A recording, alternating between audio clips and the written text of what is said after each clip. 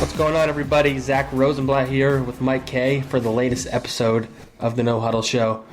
We have a lot of things on our mind that have nothing to do with the Eagles. It includes the Sixers being eliminated and the Game of Thrones episode that we're pretty upset with. But we're going to talk about the Eagles today. I'll tie this in real quick. I think if Howie Roseman was running Game of Thrones, they would be going in a more proper direction. I would say he'd be a little more economical in his storytelling, like he is with roster moves. Yeah, I mean there would be a lot of he wouldn't throw a dragon off the board for no reason. Like a dragon wouldn't just die. He would find value in the dragon, even if he meant trading him to Cersei or something for like draft picks. Yeah, like a 6th round compensatory pick. Yeah, he'd at least got a comp pick out of the dragon dying. Anyway, sorry for spoiling Thrones if someone hasn't caught up. Yeah, I'm not really that sorry. All right. Anyway, so it's been a busy nothing like major, but it's been a busy couple of days for the Eagles. This morning, they re-signed Stefen Wisniewski to a 1 year, I think like 1.5. Pretty cheap contract. Relative like to where we started this offseason when they declined his option, it's surprising, but in the context of how free agency has gone, it's not surprising. Like it's one of those expectations versus reality kind of thing. Another thing they did randomly on Mother's Day, which I didn't really see coming, but it makes sense in retrospect, is they signed QB Cody Kessler to be their like a veteran arm in camp for the rest of the summer. Released Luis Perez, who might have to turn to a future in bowling now. I don't know. I laid down the gauntlet, baby, on Twitter. You challenged him. Yeah, I'm still open to it if he is. Like the overarching, we'll get into like each individual thing, but the overarching like idea of these two signings just kind of plays back into the fact that Howie's leaving no stone unturned this offseason. You could argue they don't really have a weakness right now. There's spots maybe they could use some depth, maybe defensive end, depending on how you feel about the safety group. But like just if they were playing today, they have one of the 5 most talented rosters in the NFL, and they have one of the very few rosters that really doesn't have holes. Like if almost any position you point to besides maybe defensive end, if somebody gets hurt, they're okay. Yeah. And they weren't last year. That was a problem. Like you can see how he learned his lesson. He's good at learning from his mistakes. Yeah, I mean, I think he's just been very thorough with finding every way to improve this roster, and he's doing it with a long-term scope in mind. Like, you and I talked about it off air, but most of these guys are on short-term contracts. Yep. None of them really impact the compensatory pick formula outside of maybe Zendejo or LJ Fort. And really, I mean, if you look at their philosophies, they're deep at every position you'd expect them to be deep at. I mean, yeah, defensive end, linebacker, maybe could use some upgraded talent in some key roles. But, I mean, overall, if you would have gone to this offseason and said to yourself, hey, we need this, this, and this, I think they probably accomplished that. The things we probably talked about most in the offseason that they needed help at were running back, wide receiver, depth on the defensive line, and probably safety is probably something we talked about a lot. Maybe safety is the one they didn't fill because it depends on how you feel about Zendejo. I know we're both not very high on him. But they got 2 running backs. They got 2 wide receivers. They got defensive. They got Malik Jackson, who's an upgrade from what they had there. They got Vinny Curry back. Ridgeway. They bought low on a guy like that. They drafted Sharif Miller. They signed a linebacker. So the 2 things that Eagles fans are most passionate about and are pretty impatient about, clearly, because Howie was just waiting to strike. He got Zach Brown, he got Jordan Howard, and he got Miles Sanders. Those are 3 guys who are upgrades from what they had at the position last year. Sure. Yeah. I mean, look, how can you not give him an A? Because not only has he been smart with the moves, he's been creative. So, like, there's a difference between, like, cap smart and, like, understanding your needs and going and address them. He's not only addressed those needs, he's been very tactful with how he's done everything. And I think some of these trades are going to really pay off down the road. Just the Deshaun Jackson trade, basically, I mean, for the equivalent. They gave up a 7th round pick, or 6th round pick. Yeah. I mean, and they got a 7th back.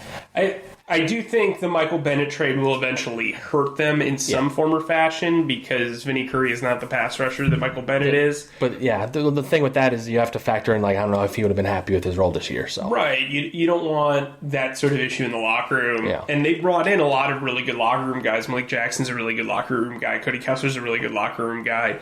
Blake Countess lasted in Los Angeles for a while. They wanted him back. He just didn't want to take a pay cut. Vinny Curry's a good locker room guy. Deshaun has matured a lot since the last time he was here. They're really... Brandon Graham, yeah. Yeah, they're bringing in and retaining guys that are true to their nature and true to their philosophy. No move has really been, completely out of bounds that they've made. I think, even Clayton Thorson, they said they wanted to draft a quarterback every year. That's what they did. I think Sharif Miller was a little bit of a reach, but again, they wanted to add pass rushing depth. They view pass rushing depth as something that's important. They did that. I mean, Wisniewski, they gave him the opportunity to go look for a starting job, and when he couldn't get it, they brought him back on a reduced rate. Smart. Same with Jernigan. Yeah, I mean, Jernigan's an interesting signing, but I don't think he's excuse me. I think him re-signing with the Eagles is bigger for him than the Eagles. Yeah, that made sense. And you can think about it, they were going to have to pay him $11 million. Instead, they're paying him $3 million. Yeah, so, again, I mean, look, Zack Brown came here cheap. I don't know if he's guaranteed to start. I think he will. But, I mean, again, they have a lot of opportunities here. And I think they came out of Ricci Minicamp feeling like clearly at the offensive line position they needed to upgrade that and couldn't just rely on a bunch of undrafted free agents. And then at quarterback, you and I want to talk about the Ricci Minicamp stuff. I have a lot to say about Luis Perez. So if you want to segue into that, we can. Yeah, so Rookie Minicamp happened over the weekend. It was Friday, Saturday, Sunday. We got to see a little bit on Friday. Media only is able to see them warm up and do individual workouts. We can talk about the quarterbacks now. It's before practice, Doug said how you can kind of see right away if a quarterback has it or if he is capable of running their system. And clearly they didn't see that. I think the reason why they signed Cody Kessler was in part because they went out there and didn't like what they saw from Luis Perez. And Cody Kessler's out there on the market. He's a veteran. He's accurate. Maybe doesn't have a deep arm. I'd be pretty shocked if he actually made the team. But they've talked about wanting to sign a veteran quarterback all offseason, and he fits the bill. Yeah. So a couple of things. He was on waivers pretty cheap on a third-round salary, and they didn't claim him. So we are led to believe that what happened in Rookie Minicamp led them to sign him. Yeah.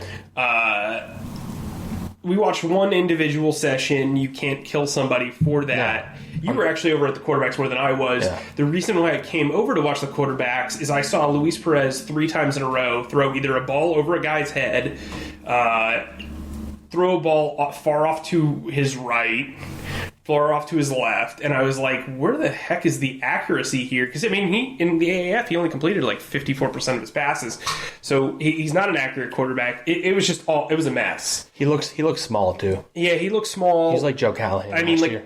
I've covered some, practices with guys like Max Wittick and Tanner Lee who were terrible. He looked worse. By the way, I don't think Clayton Thorson looked amazing either, by the way. I didn't either. I didn't really understand a lot of the media. It's hard for us to judge a lot just on the individual stuff. Yeah. I'm not criticizing anybody who wrote about it, but I saw a couple of people say, he looked great. And he looked like a quarterback who threw to some coaches. That's all we saw. Yeah, he was fine. That's all we saw. I mean, Perez's accuracy was radically off base. Yeah, that's the reason why he's not an NFL quarterback. Right. Talking about Cody Kessler. So I covered his training camp last year when the Eagles traded for him. The Jaguars traded for him. Already his third team in his fourth year, by the way. Right. Well, he was ruined by Hugh Jackson. Hugh Jackson did a terrible job with him. Who among us hasn't been? Right. He did a terrible job with him. He still was able to set the Browns rookie record for completion percentage and all that stuff in 8 starts, even though he went 0-8. I mean, I think that's more of a byproduct of the Browns going 0 whatever, or being 1-16. Or no, they were 1 in 32. Yeah. Or 1-31 over the 2 years that he was on the team. So I don't think that's on him. It's all Cody Kessler's fault. Look, he's a guy who's not going to throw beyond 15 yards. It's just not going to happen. He's Eli Manning, is what you're saying. He favors the short pass, but he's extremely accurate on crossing routes and dump offs to running backs, you can say, wow, that sounds like a pretty easy thing to do. No, it's not really. I mean, he constantly puts the ball in the right place within the 15-yard radius and sets up his wide receivers to get yards after the catch. The problem is the Jaguars really didn't have guys who could extend plays outside of D.D. Westbrook, and by the time D.D. Westbrook had evolved last season, at least from the games that I saw, he was getting double-teamed in coverage. So, look, I think Cody's a guy who, he started 12 games in his career. More than Nate Sudfeld. Nate Sudfeld's appeared in a handful of games and thrown 25 passes. They're both around the same age. Kessler's going to be cheaper. You want somebody to push Sudfeld because we've seen Carson Wentz come off back-to-back season-ending injuries. And we don't know what he's going to be like in OTAs either. Right, and then from that standpoint, too, you need some experience in that room. You've already got a developmental quarterback in Clayton Thorson. The second they drafted him, Luis Perez was, dead on the scene as far as his roster spot was concerned because he became redundant. Nate Sudfeld's going to be the backup quarterback, but let's say there's a major injury somewhere, or a guy who's a veteran who's in the last year of his contract gets injured, and a team wants to start anew. And Nate Sudfeld could have some trade value. I mean, he's not that expensive. You never know. The interesting thing about Cody Kessler is he really doesn't fit the dynamic of the Doug Peterson quarterback. He's 6'1". I think he's like not very athletic. 214. Yeah, I mean, he can run a little bit. He actually had some pretty good runs in training camp. Funny story, he didn't throw an interception in training camp until after the preseason started. So, like, he That is a hilarious story. It is. You're right. Yes, thanks. Anyway, I liked him at USC. He was very successful. You brought up Nelson Aguilar. Yeah, his best 2 seasons were with Cody Kessler at quarterback. Right. So he acknowledged him on social media, too, I saw. Look, you could do much worse for a third quarterback. I also wonder if they think they can sneak Clayton Thorson onto the practice squad, which I don't think would be the case. I've spoken to a couple of front office people. He's a 5th-round pick guy that you plan on cutting. Yeah, I mean, I've talked to a couple of front office people that have said that they really liked Clayton in the last few rounds, so I think the Eagles are justified in picking him in the 5th round. Again, we'll see. I mean, there always could be an injury. I mean, Clayton Thorson could hit his finger on a helmet, and you can IR him with a broken hand or an injury. So for a year, I just think it's a smart move. It's a can't miss move. He either makes the team or he doesn't. Whatever. Yeah. Before the signing, I was kind of the mind that Carson Wentz wasn't going to be participating in at least OTAs, maybe minicamp. Just the way they've been so coy about him. Like, if he was healthy, they could just come out. I know they're coy about all things health-related, but they could come out and say it. So I think part of the appeal of bringing on someone like Cody Kessler is that you have 2 guys that you're confident that can throw the ball to the receivers and run the offense, and him and Nate Sudfeld throughout the summer. And it's more for the receivers and the offensive line and learning the offense maybe than necessarily Cody Kessler fighting for a roster spot. Sure, I think that's a completely fair assumption. The only thing that I wonder about is he's got his charity softball game. Isn't that in the middle of OTAs? He didn't play in it last year, to be fair. Oh, true. He was going through his knee thing. So if his back's still injured, I can't imagine they would want him playing in that. And even if he doesn't appear in OTAs, I don't really. I said this. I was on our radio show a couple weeks ago, and I said it's not right now. Isn't the time to be worried. If he misses minicamp OTAs, that's fine. Like, he's not the only player that does that. If he starts missing training camp and they don't play him during the preseason again, then you can start wondering, okay, why is this back injury still lingering? I think he has to play for mandatory minicamp, at least some drills. I think he needs to do at least even if he maybe for the sake of the fans not freaking out, but I don't think it becomes a problem until he's not playing in training camp. Yeah, I mean, he didn't have a full training camp last year. He was limited most of the time. Well, and I also think it helps giving Nate Sudfeld all these reps in the first team. For sure. I mean, there are benefits to it, and easing him back in. The issue that I have is he's never really had an off season where he's been 100% healthy. And I mean, the second year he did, I guess you could say that, but like, he's never had it to where, look, he's the veteran in the room. He's the guy. Like, Nick Foles was there in year 2. You know what I mean? He is the dude. This is like him. He's the most experienced guy in the room. He's leading the room, period. Year 2, he had that full off season where he was able to work with Nick, and that helped him, I think. Now I'm just kind of like, if he's not there for mandatory minicamp and they go off and he's then... and there's like a month and a half until the next thing they do. Yeah, it's like you expect him then to pick up everything in training camp. Yeah, we saw when Nick Foles had his injury a couple of years ago and it took a while for him to get going. You know what I mean? I don't know. I mean, I wouldn't worry about it, honestly. I don't think Cody Kessler is a symptom of Carson Wentz. I think it's more of, hey... I don't think it's a symptom as much as just like an arm that can be there. Right. I think it made sense. You needed upgraded competition. That's the whole point. Your foot's never off the pedal. Howie Roseman says that repeatedly. Yeah.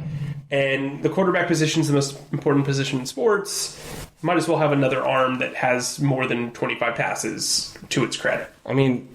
And if Clayton Thorson comes out and is just absolutely terrible, then you, like you said, Nate Sudfeld's 1 play away, and the next guy is 2 plays away. In this team, there was that year where McNabb got hurt, and then Coy Detmer got hurt, and then AJ Feely came into the mix. They were ready. They prepare for every scenario. They weren't prepared for every scenario last year. I think you saw, especially on the defensive side of the ball, they weren't prepared for all those injuries that they had.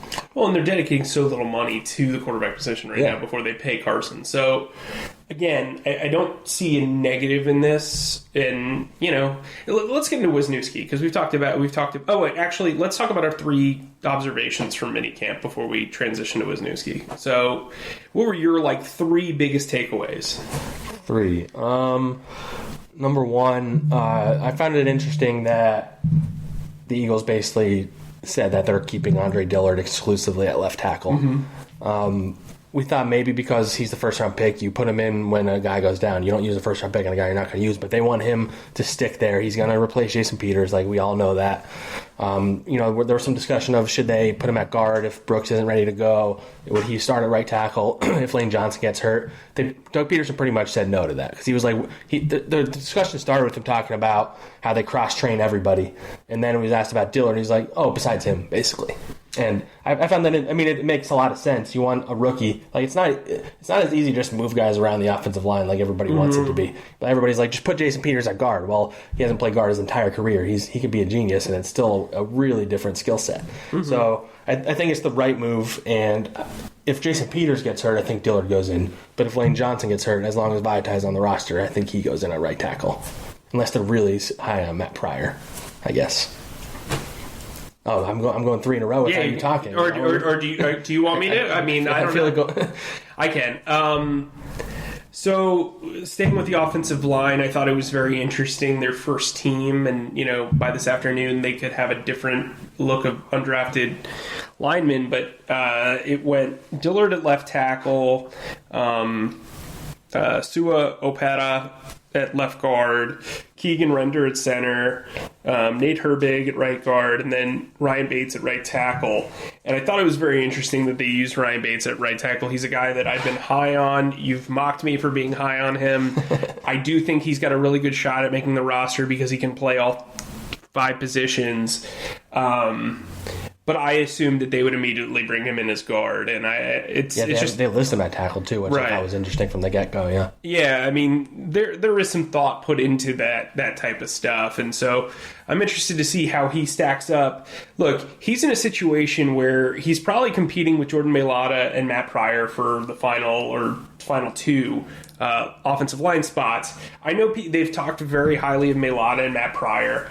I don't think they're locks for the roster. I think Matt Pryor's a man without a home. As much as people were like, oh, he's going to be the backup guard. Yeah, he was a tackle in college. And I don't see the correlation. He didn't play at all last season despite all of the injuries that they had. Mailata is still a work in progress. Ryan Bates is a pretty highly thought of, at least in draft circles, guy. And offensive linemen are typically the ones that earn jobs after going undrafted. So I'm interested to see how that 3-way competition goes. That would be my first takeaway. What you got? Let's see. I would say, I thought, we saw Miles Sanders and Arcega-Whiteside taking punt returns. I don't know if I necessarily see either of them being a punt returner once the season starts. It seems like they're going in the direction of Sanders contributing as a returner in general, maybe as a kick returner. Arcega-Whiteside doesn't have any experience with that. Maybe back in high school he did, and he's not he's fast, but not returner fast. Mm-hmm. So that's if there was a question on their depth chart, you could say return. It's not like that's not that big of a deal if you don't have an amazing returner in reality, because return, especially kick returns, don't even happen that often anymore anyway. Mm-hmm. But and I know there's a guy you wrote about, DeAndre Tompkins from Penn State, who is fast, and he kind of if he's going to make it onto the roster, it'll be because of his return ability, right? Yeah, that would be my second observation. He actually didn't have the best day for a guy who's got a lot of experience. You were over there watching those more than I was. Yeah, he had a couple of drops, but he also explained to me that and it makes a lot of sense. Punt fielding is something that you have to do regularly because you've got to get used to judging the ball in the air, judging the spot, judging your timing. And I guess that makes sense. He also said that taking a punt from a jugs machine as opposed to an actual punter is like being left-handed and writing with your right hand. I never thought of that. That's interesting. Which is kind of interesting because, like, with a regular punter, it could go anywhere, but with a jugs machine, it gets to the same spot. So I thought that was pretty interesting. It's interesting, like technical note. I never even thought of that. Yeah, so he was kind of feeling his groove and got back into it, and he's got a good attitude about it. Well, your boy will be back, so we can punt it to him in the coming weeks. Oh, hey, Cam Johnston Hive. You still have a condo on Cam Johnston Island, I believe. Yeah. I do. It's got a pretty view. What do you got? Third one has less to do with like the football side of things and more just like a guy that I'm just going to be rooting for to make the team, and that's Kevin Wilkins. If you don't know his story, you should look it up. I wrote about his literal journey from North Jersey to Philly, which included his car breaking down. But his story, like the Cliff Notes version, is that he was like taken away from his mother when he was like 6 years old because she was a drug addict, and he went through like 14 different foster care homes. He finally wound up with the family that he lived with for most of his life. He got really good at sports, and because of that, he was able to reconnect with his biological mother, who's now clean. So he has like two mothers basically, and like this whole city of people who are just supporting him, and like just talking to him. He's just really smart. He understands his place. He knows that he has to prove that he belongs. He doesn't think that he's made it yet. And this is the time of year where guys like that kind of like their stories. We're able to learn about these guys, and you get attached, and maybe they don't make it, maybe they never do, but I know you enjoy talking to undrafted guys as much as anybody, and most of them have interesting journeys to this point, and I don't know if there's many that could top his. Yeah, so speaking of undrafted guys, I spoke with Alex Singleton. CFL, yeah. Yeah, the CFL linebacker, and learned actually quite a bit about him. He's a guy that won the CFL Outstanding Defensive Player of the Year award in 2017. He helped the team, the Calgary Stampeders, win a Grey Cup, which is the equivalent of a Super Bowl last year, 2-time All-Star. He was in pretty high demand coming out of the CFL when his contract was up, and he really took the leap of faith. He fell in love with the city of Calgary and just decided, I'm going to try this. So he worked out for the Los Angeles Chargers, the Arizona Cardinals, the Minnesota Vikings, and the Cleveland Browns before deciding to sign with the Eagles. And he felt like the Eagles were the right fit for him, probably because their linebacker depth isn't terrific.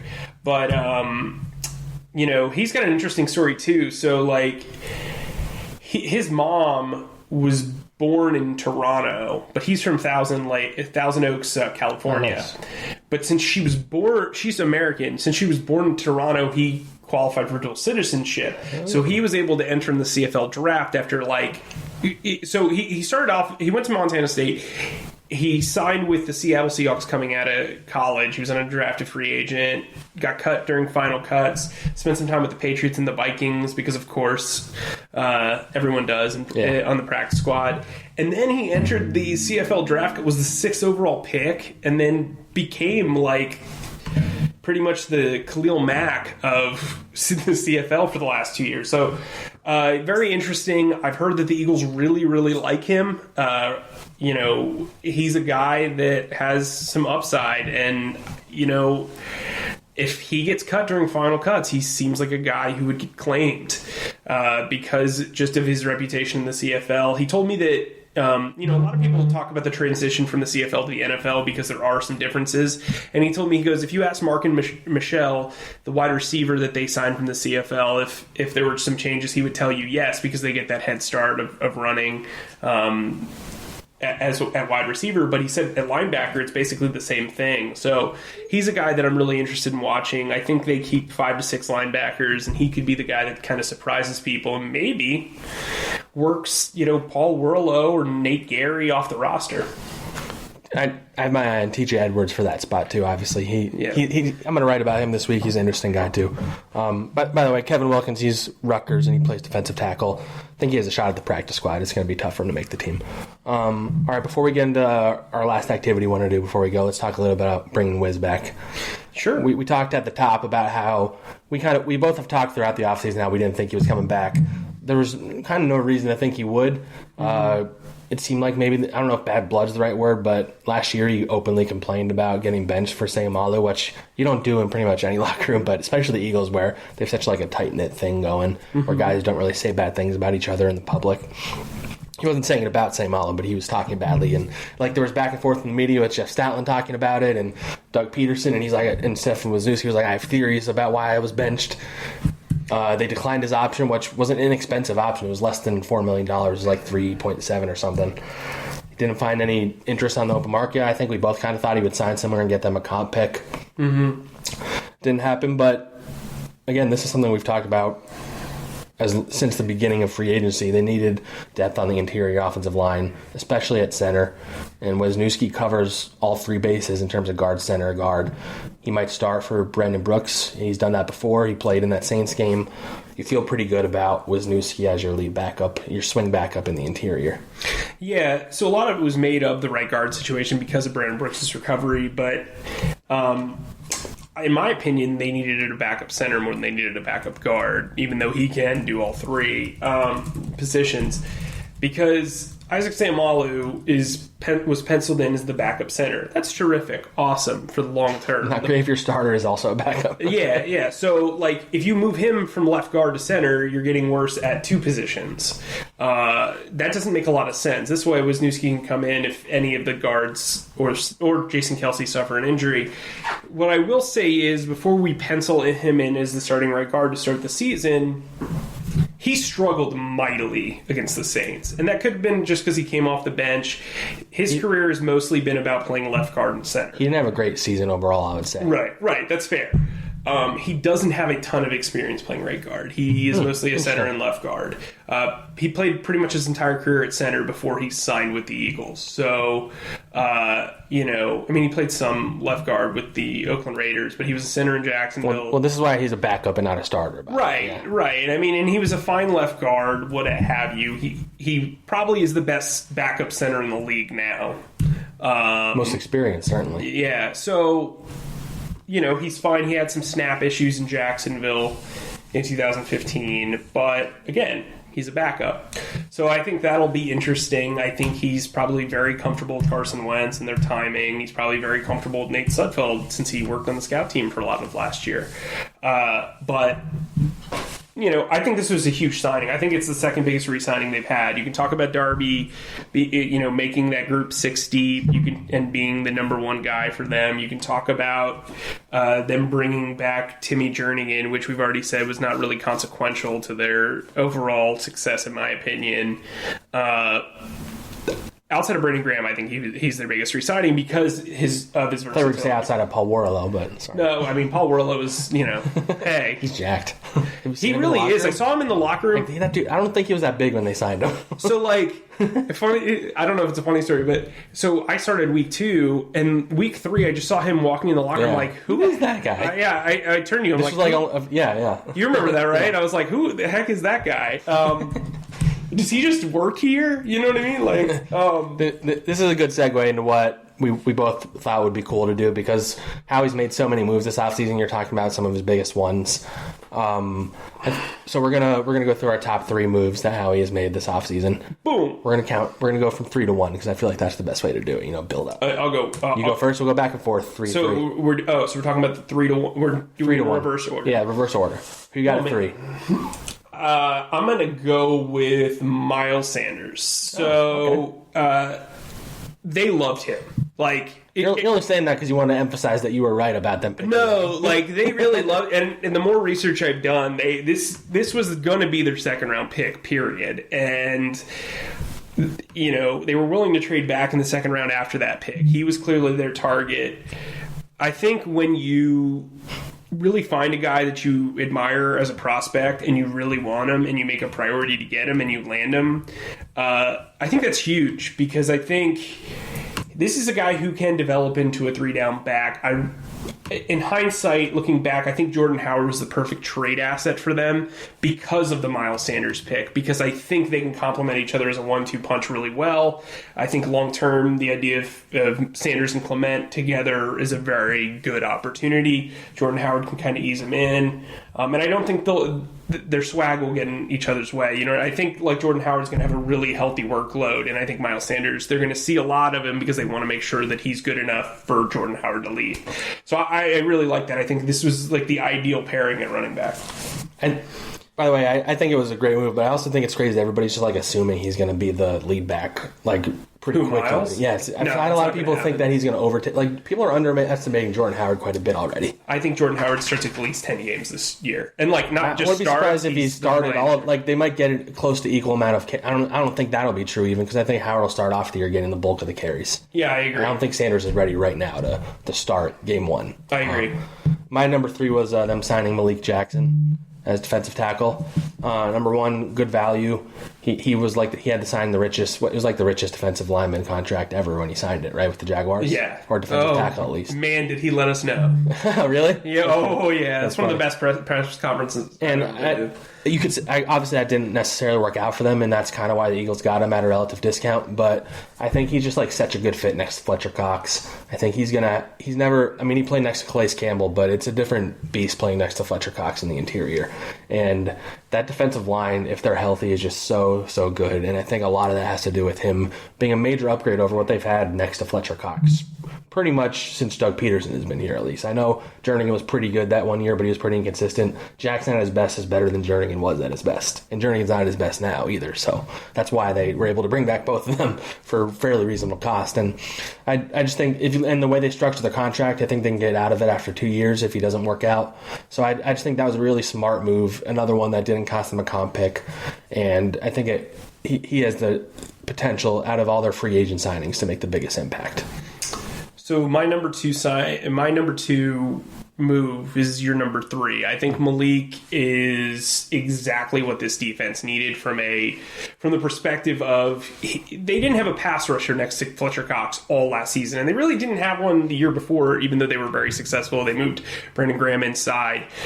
Malik Jackson allows you to keep your defensive tackle depth stout, because now Graham doesn't have to move inside to get pressure. He can stay outside. Yes, that might screw up Chris Long's projected role and potentially his future in Philadelphia, but Malik Jackson, 2 years ago, I remember sitting in his locker and talking to him about where he stacks up on the 3 technique list, and it was Aaron Donald, Fletcher Cox, Gerald McCoy, and then him is like kind of the list we put together. Like just kind of thinking of the top guys off the top of our heads, and he talked about how much he admired Fletcher Cox, and I think this is a very good marriage because Malik's going to take on double teams, which is going to free up Fletcher Cox. Fletcher Cox is going to take on double teams, and that's going to free up Malik Jackson, who I think is going to deliver. Now, he's not the best run stopper. That's why you bring back Jernigan, but I think he allows you to do so much because of how talented he is as a pass rusher.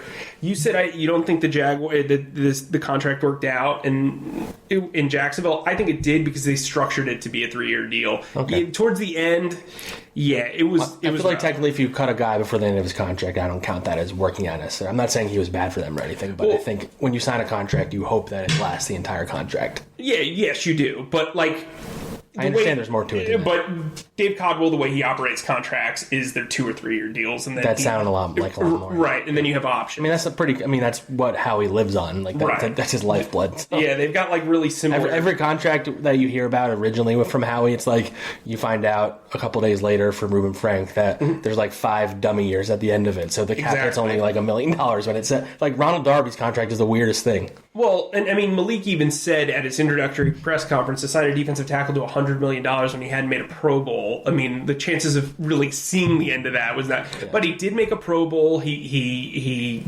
produced 9 sacks a couple of years ago. He helped them get to the AFC Championship game. He was a large reason why they got there. A lot of credit given to Calais Campbell. I got to tell you, Malik Jackson was played a big part of that. Yeah, played a very large role in allowing, Campbell to beat certain blocking schemes. And so I think people are going to be really surprised. I know he was a disregarded talent. He had a rough year last year, but I think he's going to be a really special player in this defense, especially for Jim Schwartz. All right, we agree on that. So my number 2 is them re-signing Brandon Graham. Okay. Number 1, value. They got him at a contract that if he had waited for free agency, he was going to get a lot more than that. You see the contracts those defensive ends are signing, especially ones that are far less proven than him. I think Zadarius Smith signed for almost $20 million a year. Mm-hmm. Like, he's young, and I get that, but Brandon Graham is a better player than him, like, today. Sure. Maybe giving Brandon Graham a 3-year deal, the third year won't work out. But, again, it's another contract. Howie structured really well. If they don't have Brandon Graham right now, I think they were going to trade Michael Bennett no matter what. So all of a sudden you're scrambling to try and find a defensive end. Howie's not a guy that's going to pay $15 to $20 million a year for somebody in free agency. That's just not kind of the way they go about things. Since Nnamdi Asomugha, I don't think they've made a signing at that level, right? Yeah, that's not their. So, well, yeah. I mean, financially, at that level, right? And I just think Brandon Graham, he's so valuable to that locker room. He's such a well-liked guy. I know maybe he's on the downswing of his career, probably, but he's still their best defensive end you can count on right now. You don't know what you have in Derek Barnett necessarily yet. Mm-hmm. So you needed somebody that you know what you're going to get for the next 2 years. Brandon Graham's going to be solid for the next years. Maybe he doesn't make a Pro Bowl, but they need good defensive ends in that rotation. This defensive line's at its best when they have 3 to 4 defensive ends rotating. Maybe they don't have 4 this year. But Brandon Graham, I think he was the most important free agent they had in terms of bringing him back. Yeah, I agree completely. So my number 1 would be the drafting of Andre Dillard. I had the same thing. Oh, okay. So let's talk about it like it's just a conversation. This was important because you and I were both adamant they had to find Jason Peters' heir apparent.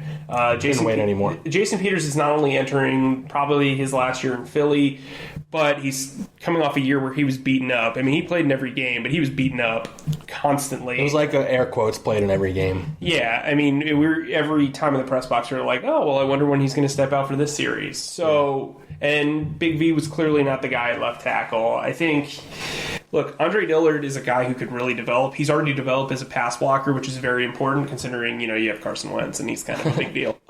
Insane athlete. And I think he can develop as a run blocker. I think there's talent there. I just think it's huge. And for the fact that they only needed really to trade a couple of day 3 picks to get up there, big deal. Yeah, I mean, we talk about it in terms of the way we did after the draft, which is in terms of value, in terms of the position he plays, and in terms of need. And he fills all 3. And, maybe, if this was a ranking for this season, then maybe he wouldn't be on the list because ideally he doesn't play this year. He probably will because of Peters. But he wasn't necessarily a need for 2019. Deshaun Jackson will probably be on the list if we were just saying for this season. But for the future of this franchise, he just became one of their most valuable players the minute he walked in through the NovaCare complex doors. They got a top 10 value player at 22, and they only give up a fifth, sixth? It was a fourth and a sixth. I mean, you do that every time, especially if they actually are as high in them as they say they are, which I think they were. And everybody I've talked to, both close to Dillard and who has scouted him, and at the run blocking stuff, it's not his fault that Washington State passes the ball every play. He's going to have to develop that, but he has Jeff Stoutland to coach him, and he has the tools to be an elite left tackle. Right now, he's ready to pass block right now. Yeah, for sure. Yeah. They filled, the most important position besides quarterback might be the left tackle blocking for him. So yeah. And look, people can have qualms about the defensive end depth, about the linebacker depth, whatever. I mean, no team has an ideal setup. You're not going to have, if you have a perfect depth chart, then that's just unrealistic.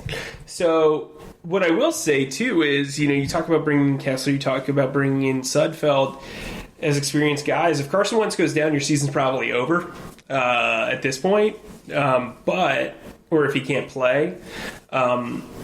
But you're not in the same situation if Jason Peters goes down, because I think Dillard's a guy who can play now. You have the luxury of just developing him behind the scenes, and I think that's very important. If Jason Peters went down in training camp, I think Dillard could certainly handle the left tackle job right away.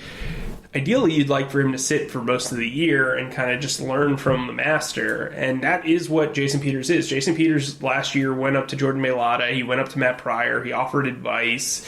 He's not the most vocal guy with the media, but he is a guy that really does want to see the young talent around him thrive. He's not really concerned about it. When you're on a one-year contract, you're not worried about being replaced, especially when you've accomplished all that he has for this organization. I mean, you can look at it as how he's done on offense is he's added simultaneously talent for now and for the future. Mm-hmm. They're set at quarterback. They're set at running back both this year and beyond. They have Jordan Howard and Miles Sanders, and then whatever you think of Corey Clement's future. Wide receiver, Deshaun I'm high on Corey. Yeah, I know. I actually feel like people have started to underrate him now at this point. Yeah, I don't think people realize how valuable he was. But as long as he's healthy. But wide receiver, you bring in Deshaun Jackson 1 year, 2 years. You have J.J. Arcega-Whiteside for long term. Maybe that's an Alshon Jeffrey replacement. Like you can make the case for either one of those. Tight end, you have Dallas Goedert and Zach Ertz, and neither of them are slowing down anytime soon. Then on the offensive line, Brooks. The only question with Brooks is whether he'll be the same player after the injury. But other than that, you have an offensive line group. Jason Kelsey, I guess, could retire in the coming years, but he's set for the next year at least. Mm-hmm. Like, center is easier to find probably than a franchise left tackle. So yes. So, yeah. So they're in position for now and the next 3 years, which is like the quintessential Howie, like thinking about now and 3 years from now. And what they've done too, we did hammer them for their interior depth. They have a bunch of undrafted guys who, if they can get to the practice squad, they can develop. Stoutland's very good at developing offensive linemen, and that's why so many good, talented offensive undrafted players sign with the Eagles. Nate Herbig's a guy that kind of interests me. I mean, he could be cut by the time you guys listen to this podcast. That's the unknown factor with these, especially because we don't get to watch them like pretty much at all. Yeah, I mean, he got some glowing reviews from people I respect, and very interesting cat. Stanford offensive linemen, they have a pretty good history there. So, oh yeah, before we cap the show, I got to bring this up. So, because no one's talked about this. And it got a lot of attention yesterday. But J.J. Arcega-Whiteside is apparently like an incredible leader. And we didn't know that. Like, that wasn't like a thing that came with his, draft profile.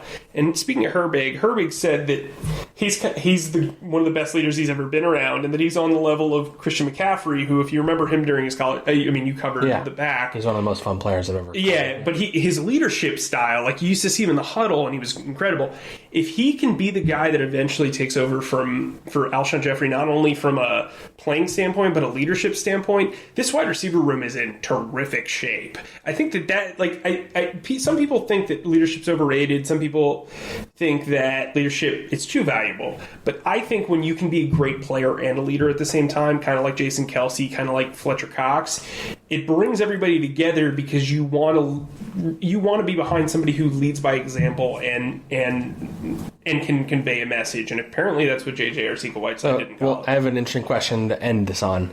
So 3 years from now, is J.J. Arcega-Whiteside the only receiver left in this group? Yes. That's kind of crazy to think about. Unless DeAndre Thompson becomes an incredible they're probably going to have to draft someone like the first round this next year. Well, I think you look at the turnaround of guys. I think Arcega-Whiteside can develop into a number one guy. I think Deshaun will be here for 2 years. I think Alshon's here for 2 years.